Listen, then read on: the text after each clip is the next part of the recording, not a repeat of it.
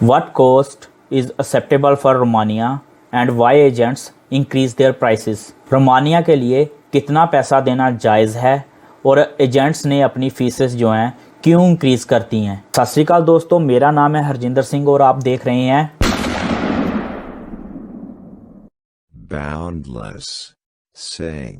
दोस्तों, बहुत सारे लड़के लड़कियां रोमानिया वर्क वीज़ा के लिए अप्लाई करना चाहते हैं या कर भी रहे हैं, बट उनको हमेशा ही एक कंफ्यूजन रहती है कि रोमानिया वर्क वीज़ा के लिए कितना पैसा देना जायज़ होगा और कहीं वो किसी ऐसे एजेंट के पास तो नहीं फंस रहे जो उनसे बहुत ही नाजायज़ पैसा ले ले, बहुत ज़्यादा पैसा ले ले। क्या उनके पैसे वहाँ जाकर पूरे भी होंगे या नहीं होंगे। और कुछ लोगों की ये भी कंफ्यूजन रहती है कि काफ़ी टाइम पहले जब शुरू हुआ था नया नया काम रोमानिया वर्क वीज़ा का, तो एजेंट्स थोड़े कम पैसे लेते थे, बट उसके थोड़ा समय बाद ही एजेंट्स ने एकदम से अपनी प्राइसेस जो है इंक्रीज कर दी। उसके पीछे क्या कारण है, तो आज की इस वीडियो में हम इन्हीं टॉपिक पर डिस्कस करने जा रहे हैं। दोस्तों, अगर बात करें जेन्युइन खर्चे की जो सरकार के द्वारा लिया जाता है आपसे, जहाँ कोई भी गवर्नमेंट प्रोसेस में वीजा प्रोसेस में लगता है रोमानिया के लिए, तो वो खर्चा कुछ खास नहीं है। सारा का सारा सरकारी जो प्रोसेस है वो 30,000 के अंदर अंदर हो जाता है, 30,000 रुपए के अंदर अंदर। मैं बात कर रहा हूँ इंडियन करेंसी की। आप जिस देश से बिलोंग करते हैं, चाहे पाकिस्तान से हैं, चाहे नेपाल से, चाहे बांग्लादेश से, जहाँ श्रीलंका से, आपके देश में करेंसी इंडियन करेंसी के मुकाबले में कितनी है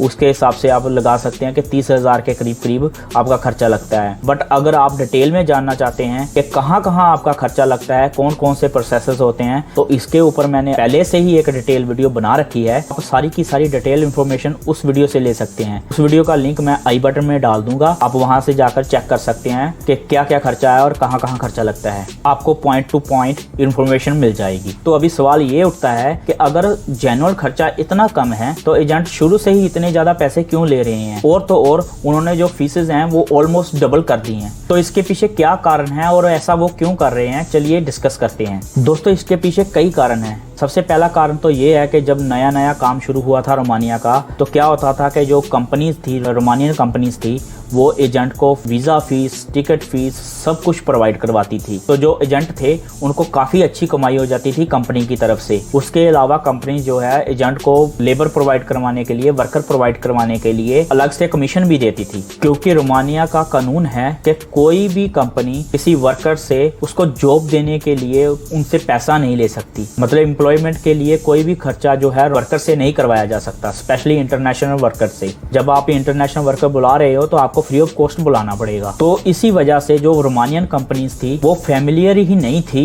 ऐसी किसी भी चीज से कि वो वर्कर से भी पैसे ले सकती हैं। पर फिर हुआ ये कि जब वर्कर स्टार्ट हुए जाना रोमानिया के अंदर, तो उन्होंने अपने ओनर्स से बात करना शुरू की कि कैसे वो पैसे देकर जॉब खरीद कर आते हैं रोमानिया में। तो उनके दिमाग में भी ये बात आ गई कि यार ये जो एजेंट्स हैं ये तो दोनों तरफ से लूट रहे हैं, हमसे भी पैसे लेते हैं और इनसे भी पैसे लेते हैं। तो उन्होंने क्या किया कि जो एक्स्ट्रा खर्चे थे वो बंद कर दिए। मतलब प्रोफेशनली तो वो दिखाते ही थे, बट एजेंट्स से बात कर कर उन्होंने एक्स्ट्रा खर्चे देने बंद कर दिए। जैसे कि टिकट देना बंद कर दिया, जहाँ वीजा कॉस्ट जो थी वो बंद कर दी देनी, जहाँ फिर और जो छोटे मोटे खर्चे थे वो देने बंद कर दिए। तो उसका असर जो है सीधा पड़ा वर्कर की पॉकेट पर, क्योंकि एजेंट ने तो अपना जो कमीशन है वो उसी लेवल पर रखना है। तो उनको जो कंपनी से मिल रहा था जब वो बंद हो गया, तो उन्होंने वही पैसा जो है वर्कर से लेना शुरू कर दिया। इसके अलावा जब चलन चला रोमानिया का, तो बहुत सारे लोगों ने जब रोमानिया वर्क वीजा के लिए पूछना शुरू किया, तो क्या हुआ, जो मेन एजेंट्स थे वो तो बस गिनती के थे,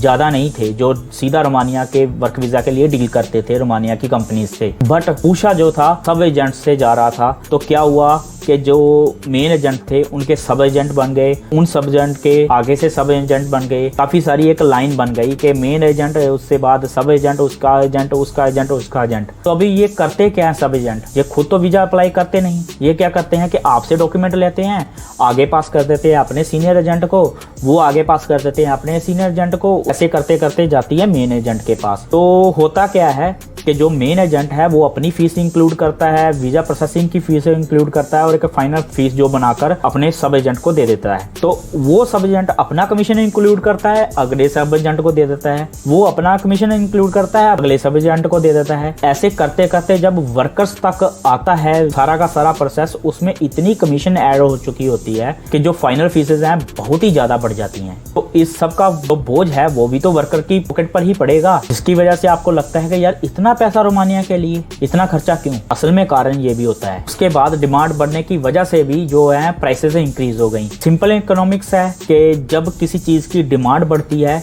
तो उसकी जो प्राइसेस है वो इंक्रीज हो जाती हैं। तो इस वजह से भी जो है रोमानिया के वर्क वीजा की प्राइसेस इंक्रीज हुई। एक कारण ये भी है कि रोमानिया का वर्क वीजा प्रोसेस जो है बहुत स्लो हो चुका है। मतलब जैसे स्टार्ट में बहुत जल्दी होता था ना, काम होता तो तब भी स्लो था, बट वो इतना स्लो नहीं था जितना अभी हो चुका है। उसकी वजह से क्या हो रहा है कि जो एजेंट्स हैं वो टाइमली उतना नहीं कमा पा रहे हैं रोमानिया वर्क वीजा से जितना वो कमाना चाहते हैं। तो वो क्या करते हैं कि जितने कम वीजा लगते हैं उनके, जितने स्लोली वीजा लगते हैं, उन्हीं से ही वो पैसा कमाने की कोशिश करते हैं। तो उसकी वजह से भी प्राइसेस इंक्रीज हो रही हैं। एक बहुत इंपॉर्टेंट कारण ये भी है कि बहुत सारी रोमानियन रिक्रूटमेंट कंपनी ने पैसे कमाने के लिए इंडिया, जहाँ पाकिस्तान, जहाँ बांग्लादेश, नेपाल, श्रीलंका जैसे देशों के एजेंट्स से जो है टाई अप कर लिया है। अभी रिक्रूटमेंट कंपनी का काम क्या होता है, वो खुद कोई जॉब नहीं प्रोवाइड करती। वो क्या करते हैं कि वो बंदे हायर करते हैं और वहां ले जाकर किसी दूसरी कंपनी को वो बंदे जो है सप्लाई पर देते हैं, आगे जाकर उनको रिक्रूट करवाते हैं। बट वो अभी कर ये रहे हैं कि बिना किसी जेन्युइन डिमांड के एजेंट से टाई अप कर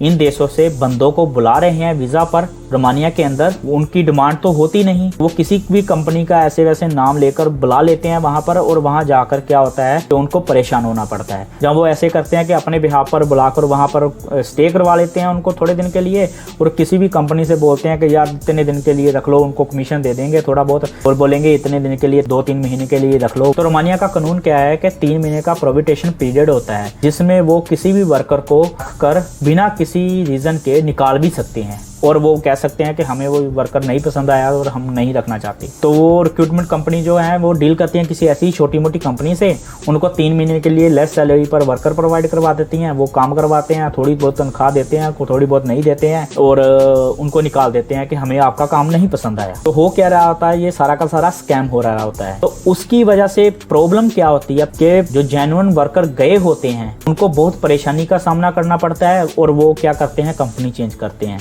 कंपनी चेंज कर उस कंपनी के पास जाते हैं जिसके पास जेन्युइन डिमांड है। तो जेन्युइन कंपनी की जेन्युइन डिमांड जो है रोमानिया के अंदर आए हुए वर्कर से ही पूरी हो जाती है। इसकी वजह से जो उन्होंने प्रोसेस पर वीजा डाले होते हैं किसी भी देश में, जहाँ इंडिया में, जहाँ पाकिस्तान में, जहाँ नेपाल, बांग्लादेश में, किसी भी देश में तो उन्होंने वीजा प्रोसेस पर डाले होते हैं वो कैंसिल कर देते हैं। तो इनडायरेक्टली होता ये है, जो वर्कर्स वहां पर ऑलरेडी रोमानिया में पहुंच चुके हैं वो सर्कुलेट होते रहते हैं अलग अलग कंपनीज में, जिसकी वजह से उनकी डिमांड जो है कम हो जाती है, और जो वर्कर इधर से जाना चाहते हैं, जहाँ जाने के लिए वेट कर रहे हैं, उनको वीजा नहीं मिल पाता। तो अभी एजेंट्स क्या करते हैं कि जो वर्कर उन्होंने भेज दिए हैं, चाहे जेन्युइन भेज दिए हैं, चाहे किसी भी स्कैम में भेज दिए हैं, उन्हीं से ही ज्यादा पैसा कमाने की कोशिश करते हैं, ज्यादा फीसेस लेकर। ये भी एक कारण बन जाता है जिसकी वजह से फीसेस जो है इंक्रीज हो जाती हैं। इसके अलावा भी काफी कारण हो सकते हैं, बट मेन कारण मैंने मेंशन कर दिए हैं। और अगर आपने इतना खर्चा करने से बचना है, एजेंट से बचना है, वो कैसे आप कर सकते हैं, आपको क्या करना होगा, उसकी जानकारी देने के लिए भी मैं एक वीडियो आपके लिए बना दूंगा। बट वो वीडियो मैं तभी बनाऊंगा अगर आप इस वीडियो के कमेंट्स में मुझे लिखकर बताओगे कि वो वीडियो मैं बनाऊं या ना बनाऊं। इस वीडियो से आपको काफी सारी इन्फॉर्मेशन मिल सकती है अपना पैसा सेव करने के लिए। इसी के साथ करते हैं इस वीडियो का एंड।